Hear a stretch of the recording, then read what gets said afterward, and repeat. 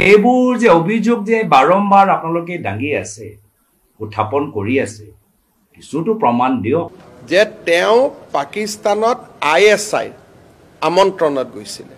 তাৰ ডকুমেন্টছ আমাৰ লগত আছে এতিয়ালৈকে মুখ্যমন্ত্ৰী মহোদয় যিমানবোৰ কথা ক'লে প্ৰায় 99% কথা মিছা গৃহ বিভাগৰ নিমন্ত্ৰণত তেওঁ পাকিস্তান গৈছিল আৰু গৃহ বিভাগে নিমন্ত্ৰণ কেতিয়া কৰে যেতিয়া কাবাক ট্ৰেইনিং দিব লাগে মই সুধিছো বিজেপি পা কোনো যোৱা না কৈ দিয়ক আৰু আমাৰ গাত বোকা ছটিয়াই লাভ নাই বিজেপিৰ কোনো নেতা পাকিস্তানৰ গৃহ বিভাগৰ নিমন্ত্ৰণত যদি পাকিস্তানত গৈছে আজিয়ে তাক ধৰা হয় ফেব্ৰুৱাৰী মাহৰ পৰা অসমৰ মুখ্যমন্ত্ৰী হিমন্ত বিশ্ব শৰ্মা ডাঙৰীয়া বিভিন্ন ধৰণৰ অভিযোগ মোৰ ক্ষেত্ৰত ৰাইজৰ সন্মুখত দাঙি ধৰি আছে আমি প্ৰথম দিনৰ পৰাই কৈছো যে যদি আপোনালোকৰ ওচৰত কিবা এটা প্ৰমাণ আছে এই প্ৰমাণবোৰ ৰাজহুৱা কৰক আপুনি মুখ্যমন্ত্ৰী চকীত বহি আছে আপোনাৰ আৰু এখন বিজেপি দলৰ 500 টকাৰ ট্ৰলৰ মাজত পাথৰক থাকিব লাগে কিন্তু যেতিয়াই আমি প্ৰমাণ বিচাৰো মুখ্যমন্ত্ৰী মহোদয়ে কয় যে সেপ্টেম্বৰলৈকে ৰব লাগিব ফেব্ৰুৱাৰী মাহ গল মাৰ্চ মাহ গল এপ্ৰিল মাহ গল মে মাহ প্ৰায় সম্পূৰ্ণ হ'বলৈ গৈছে এতিয়াও কিন্তু প্ৰমাণ তেওঁ এটাও দিব পৰা নাই আৰু যোৱাকালি মই দেখিলো কি যেতিয়া সাংবাদিকসকলে মুখ্যমন্ত্ৰীক সুধিলে যে আপুনি প্ৰমাণ যিমানবোৰ প্ৰমাণ এতিয়ালৈকে যোগাৰ কৰিছে সেইখিনি আপোনালোকে মে মাহৰ 10 দিনৰ ভিতৰত কিয় দিব নোৱাৰে এটা মুখ্যমন্ত্ৰী উত্তেজিত হৈ গ'ল তেওঁ আকৌ সাংবাদিকসকলকে ধৰিলে যে তোমালোকে প্ৰশ্ন সুধিলে পাকিস্তানী হৈ যাব এতিয়া মুখ্যমন্ত্ৰী জনক মে মাহত ৰিপৰ্টবোৰ যিমানবোৰ তেওঁলোকে তথ্য যোগাৰ কৰিছে সেইখিনি প্ৰমাণ কৰিলে যদি খুদে তেতিয়া এতিয়া সাংবাদিক সেই প্ৰশ্ন সুধিলেই পাকিস্তানী হৈ যায় আৰু মুখ্যমন্ত্ৰী মহোদয় কৈছে যে মে মাহত মই কেনেকৈ পাৰিম সেপ্টেম্বৰলৈকে মই বিচাৰিছো তো যি আছে সেপ্টেম্বৰলৈকে আপোনালোকে ফাইনেল ৰিপৰ্টটো দি দিব কিন্তু এইবোৰ যে অভিযোগ যে বাৰম্বাৰ আপোনালোকে দাঙি আছে উত্থাপন কৰি আছে কিছুটো প্ৰমাণ দিয়ক আমিও জানিবলৈ বিচাৰো আৰু মুখ্যমন্ত্ৰী এই প্ৰমাণবোৰ দিবলৈ নিবিচাৰে ৰাজহুৱা কৰিবলৈ নিবিচাৰে তাৰ পিছত এটা কাৰণ আছে কাৰণটো হ'ল যে এতিয়ালৈকে মুখ্যমন্ত্ৰী মহোদয়ে যিমানবোৰ কথা ক'লে প্ৰায় 99% কথা মিছা 99% কথা বেসলেস ৰিডিকুলাস আৰু ননসেন্স 99% কথা বেসলেস ৰিডিকুলাস আৰু ননসেন্স আৰু সেই কাৰণে তেওঁ সেপ্টেম্বৰ কথা কৈ থাকে আৰু সাব যেতিয়া সেপ্টেম্বৰ আহিব তেতিয়া আকৌ ক'ব নহয় মোক আৰু 3 মাহ দিয়ক মই আৰু প্ৰমাণ দিম তেওঁ নিজেই জানে যে তেওঁলোকৰ এই যিমানবোৰ কথা যিদৰে এজন সাধাৰণ মানে 1500 টকা বিজেপি আইটি সেলৰ ট্ৰল যিদৰে কথাবোৰ উত্থাপন কৰে সোশ্যাল মিডিয়া একে তেওঁ কথাবোৰ কৈ আছে তো আমাৰ কাৰণে একো নতুন কথা নহয় বিশেষকৈ মোৰ বাবে মই যেতিয়া ৰাজনীতিত প্ৰথমবাৰ বাবে ভৰি দিলো তেতিয়াই পৰা মুখ্যমন্ত্ৰী মোৰ সম্পৰ্কত বিভিন্ন ধৰণৰ মিছা কথা অভিযোগ দাঙি ধৰি আছে তো মোৰ বাবে নতুন কথা নহয় অসমৰ ৰাইজক নিশ্চয় মনত আছে আজিৰ পৰা প্ৰায় 12-13 বছৰ আগত 2011 চনত 12 চনত যেতিয়া মই প্ৰথমবাৰ বাবে অসমত বিভিন্ন ঠাইত ভ্ৰমণ কৰি আছো সেই সময়ৰ পৰা মুখ্যমন্ত্ৰী বিভিন্ন ধৰণৰ অভিযোগ উত্থাপন কৰিবলৈ আৰম্ভ কৰিলে কি কাৰণত কৰিলে তেওঁহে জানে যে অসম কংগ্ৰেছ চৰকাৰৰ বিধায়কসকল সব মুখ্যমন্ত্ৰী প্ৰায়ত মুখ্যমন্ত্ৰী তৰুণ গগৈদেৱৰ পুত্ৰৰ ওচৰলৈ গৈ থাকে সম্পূৰ্ণভাৱে মিছা মইহে বিভিন্ন বিধায়কসকলৰ ওচৰত গৈ তেওঁলোকৰ সমষ্টিভাৱে জানিবলৈ ইচ্ছা প্ৰকাশ কৰিছিলো মইহে গৈছো আনকি তেখেতৰ ওচৰতো গৈছো কিন্তু তেওঁ এই ধৰণৰ কথাবোৰ ওলাই থাকিলে যে বিধায়কসকল সব মুখ্যমন্ত্ৰী পুত্ৰ পিছত দৌৰি থাকে মিছা তাৰ পিছত যেতিয়া তেওঁ কংগ্ৰেছ দলটোক এৰিলে তেতিয়াও সেই সময়ত এটা মিছা অভিযোগ উত্থাপন কৰিলে কি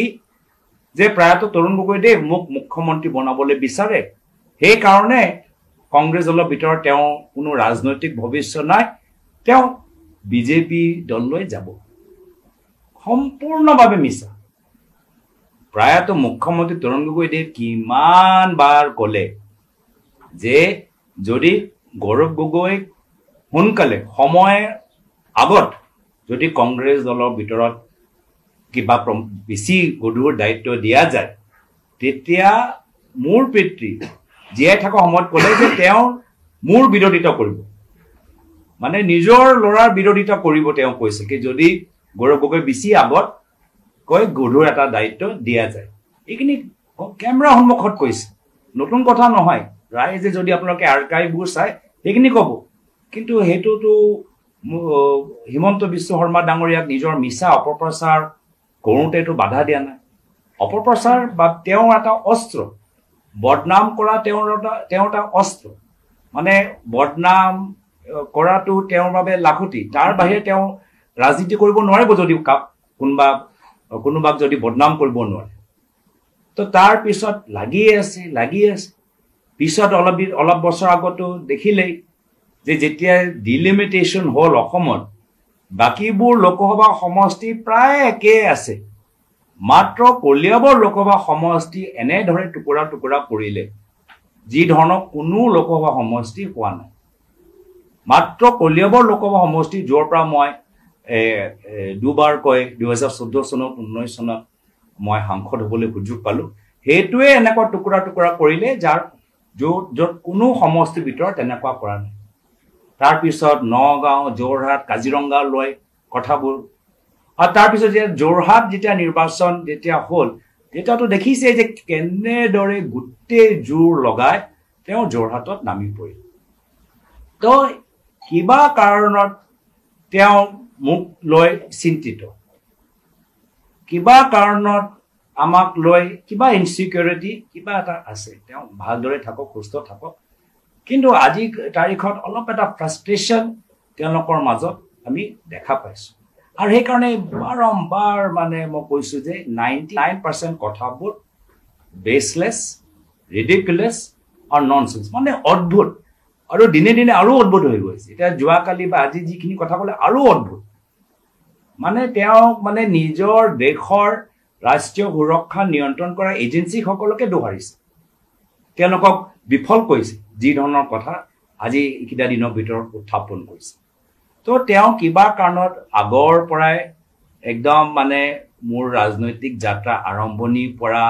তেওঁ কংগ্ৰেছ দল এৰি যোৱা সেই সময়টো মোকে দোহাৰিলে। ডিলিমিটেশ্যন সময়ত মোৰে সমষ্টি সেই সময়ত এনেধৰণে টুকুৰা টুকুৰা কৰিলে। যোৰহাটৰ ভিতৰত যিদৰে প্ৰচাৰ কৰিলে, অসমত কোনো এটা বেলেগ এটা লোকসভা সমষ্টিত তেনেদৰে তেওঁলোকে প্ৰচাৰ নকৰিলে। আৰু এতিয়া নতুন এটা অপপ্ৰচাৰ, নতুন এটা কাহিনী তেওঁলোকে সৃষ্টি কৰিছে। মানে এনেকুৱা এটা অদ্ভুত কাহিনী, মানে মই যোৱা বছৰ যোৰহাট লোকসভা নিৰ্বাচনত যেতিয়া কেতিয়াবা বিজেপি দলৰ পৰা কিছুমান অপপ্ৰচাৰ ওলাই, মই কৈছিলোঁ এইটোতো বি গ্ৰেড চিনেমা স্ক্ৰিপ্ট দৰে, মানে ইমান মানে তৰ্কহীন, যুক্তিহীন। প্ৰথম কথা যে বিজেপিৰ মানুহ যদি কোনোবা পাকিস্তানত গৈছে, আমাক নাম দিলে আমি তৎকালীনভাৱে ব্যৱস্থা লওঁ। যদি কোনোবাই ৰাষ্ট্ৰৰ কামত গৈছে, ক্ৰিকেট খেলিব গৈছে, ৰাষ্ট্ৰৰ কামত গৈছে, ভাৰতৰ চৰকাৰৰ পৰা অনুমতি লৈ গৈছে, এইটো বেলেগ কথা। এতিয়াও যদি কালি ভাৰত পাকিস্তানৰ চুক্তি হয়, কোনোবাতো পাকিস্তানত যাব লাগিব। ৰাষ্ট্ৰৰ কামক বাদ দি কোনোবা যদি চুপে চাপে বিজেপি নেতা পাকিস্তানত গৈছে, মোক নাম দিব লাগে, মই ইমিডিয়েটলি নাড্ডাজিলৈকে পঠাই দিম। আমি এই কামক সমৰ্থনে নকৰোঁ আৰু এইবিলাক কামৰ লগত আমি নাই। গতিকে আমাৰ গাত আঙুলি টোৱাই লাভ নাই, কাৰণ পাকিস্তানত এতিয়া ধৰ্মীয় কামত মানুহ যাব, তাতে গুৰু নানকৰ জন্মস্থান আছে। গতিকে পাঞ্জাৱৰ কংগ্ৰেছ বিজেপি চবেই যায় গুৰুদ্বাৰালৈকে, বেলেগ কথা। আৰু তাৰ কাৰণে স্পেচিয়েল অনুমতি লৈ যায়। কিন্তু কোনোবাই যদি পাকিস্তানৰ লগত ব্যৱসায় কৰি আছে, কোনোবাই যদি পাকিস্তান চৰকাৰৰ আমন্ত্ৰণত পাকিস্তান গৈছে, বিজেপিৰ নেতা, আমি নাম পালে ডেফিনেটলি মই ৰাষ্ট্ৰীয় সভাপতি নাড্ডা ডাঙৰীয়ালৈকে পঠাই দিম বিহিত ব্যৱস্থাৰ বাবে। চাওক এই বিষয়টোৰ ওপৰত মই আপোনালোকক আগতে কৈছোঁ যে প্ৰমাণ উলিয়াই দিয়ক বুলি নহয় আৰু কথাটো মই আপোনালোকক অনুৰোধো কৰিম যে সদায় সুধি থাকিলে মোৰ কাৰণে অশান্তি হৈ যায় আপোনালোকে প্ৰত্যেকবাৰে লগ পালে এইটো সাবজেক্টে সুধি থাকিলে মোৰ কাৰণে অলপ অপ্ৰস্তুত হওঁ কাৰণ প্ৰত্যেক 24 ঘণ্টাতটো কোনো ডেভেলপমেণ্ট নাথাকে যোৱাকালি ইয়াতে শংকৰদেৱ কলাক্ষেত্ৰত এই উত্তৰ দিছোঁৱেই আৰু 12 ঘণ্টাৰ পিছত মই কি উত্তৰ দিম কোনোতো ডেভেলপমেণ্ট নাথাকে কিন্তু অসমৰ ৰাইজক মই তিনিটা কথা স্পষ্টভাৱে কৈছোঁ যে গৌৰৱ গগৈয়ে পাকিস্তানত ISIৰ নিমন্ত্ৰণত গৈছিল এতিয়ালৈকে মই ইমানটোলৈকে যোৱা নাছিলোঁ আজি মই প্ৰথমবাৰ কৈছোঁ যে তেওঁ পাকিস্তানত ISIৰ আমন্ত্ৰণত গৈছিল তাৰ ডকুমেণ্টছ আমাৰ লগত আছে ফুৰিব যোৱা নহয় আজি মই এক ষ্টেপ ওপৰত কৈছোঁ আৰু তাত তেওঁ ডেফিনেটলি ট্ৰেইনিং ল'ব গৈছিল কাৰণ ISIয়ে তেওঁ কিয় মাতিব পাকিস্তানৰ গৃহ বিভাগৰ চিঠি পোৱাৰ পিছতহে গৌৰৱ গগৈ তাত গৈছিল আৰু গৃহ বিভাগৰ মানে কি পৰৰাষ্ট্ৰ বিভাগে মাতা ইউনিভাৰ্চিটিয়ে মাতা বেলেগ কথা তেওঁ প্ৰত্যক্ষভাৱে পাকিস্তান চৰকাৰৰ আমন্ত্ৰণত তাতে গৈছিল আৰু চৰকাৰৰ বৈদেশিক পৰিক্ৰমা বা সাংস্কৃতিক বিভাগ নহয় ডাইৰেক্টলি পাকিস্তান চৰকাৰৰ গৃহ বিভাগৰ আমন্ত্ৰণত গৈছিল গতিকে কিমান ডেঞ্জাৰ বহুত অসমৰ সাংবাদিকে ভাবি আছে যে এটো মুখচুপতিৰ কথা হৈ আছে ইয়াত মুখচুপতি একো হোৱা নাই দুই এটা মই কালি দেখিছো প্ৰাগ টিভি NK টিভি কিবা NY টিভি তেওঁলোকেটো এটা ইস্যু বনায় হিমন্ত বিশ্ব শৰ্মাই কলে গুছিয়ে গল মানে ইয়াত লৰা ধেমালিৰ কথাই নাই it is a very serious matter আৰু ইয়াৰ পিছত ডাঙৰ একশন হ'ব এইটোক লৈ লৰা ধেমালি মুখ সুপতি কৰাৰ কোনো মিনিংয়ে নাই মই আজিও কৈছো যে 10 সেপ্টেম্বৰত যেতিয়া আপোনালোকে দেখিব আপোনালোকো আচৰিত হৈ যাব আৰু it is a very serious issue আৰু মুখ্যমন্ত্ৰী আসনৰ পৰা 24 ঘণ্টাৰ মুৰে মুৰে মই যেতিয়া কৈ আছো যে ইয়াৰ স্পষ্ট প্ৰমাণ আমাৰ হাতত আছে গতিকে আপোনালোকে মুখ্যমন্ত্ৰী এজনক বিশ্বাসও কৰিব লাগিব আৰু আপোনালোকৰ যি মৰম প্ৰীতি আছে আপোনালোকে টেগ কৰিবৰ কাৰণে সাজু হৈ থাকক it is a very very serious thing আজি মই আকৌ এবাৰ কৈছো মোক কালি আৰু একো নুখুদিব পৰখি নুখুদিব চথা দিনা নুখুদিব মই 10 সেপ্টেম্বৰৰ দিনাখন সাংবাদিক মেলত আপোনালোকক মাতিম গোটেই কাগজখিনি দেখুৱাম আৰু আমাৰ গাত বোকা ছটিয়াই লাভ নাই বিজেপিৰ কোনো নেতা পাকিস্তানৰ গৃহ বিভাগৰ নিমন্ত্ৰণত যদি পাকিস্তানত গৈছে আজিয়ে তাক ধৰা হ'ব পাকিস্তানৰ লগত বিজেপিৰ কোনো কম্প্ৰমাইজ নাই গতিকে এটো এটা বহুত সিৰিয়াস অফেন্স ইলেকশনৰ বাহিৰত নহলে মই ইলেকশনৰ সন্মুখতো দিব পাৰিলোহেঁতেন এপ্ৰিলত ইলেকশন অসমত গতিকে মই ক'ব পাৰিলোহেঁতেন যে মই জানুৱাৰীত দি দিম যাতে ই ৰাজনৈতিকভাৱে আমাক সহায় কৰিব পাৰে মইতো সেপ্টেম্বৰতে দিম বুলি কৈছো যাতে ইলেকশনলৈকে তাৰ পিছতো সমা থাকে আৰু মই আজি ডাইৰেক্টলি কৈছো যে it is A closely working he was closely with the Pakistan establishment আকৌ এবাৰ কৈছে এনে পাকিস্তানত যোৱা সুপতি মাৰা যোৱা নহয় পাকিস্তান সৰকাৰৰ নিমন্ত্ৰণত আৰু সৰকাৰ মানে সাংস্কৃতিক বিভাগ ক্ৰীড়া বিভাগ নহয় গৃহ বিভাগৰ নিমন্ত্ৰণত তেওঁ পাকিস্তান গৈছিল আৰু গৃহ বিভাগে নিমন্ত্ৰণ কেতিয়া কৰে যেতিয়া কাবাক ট্ৰেইনিং দিব লাগে তেতিয়াই নিমন্ত্ৰণ কৰে আৰু একাৰণে তেওঁকো মই কম যে মুখ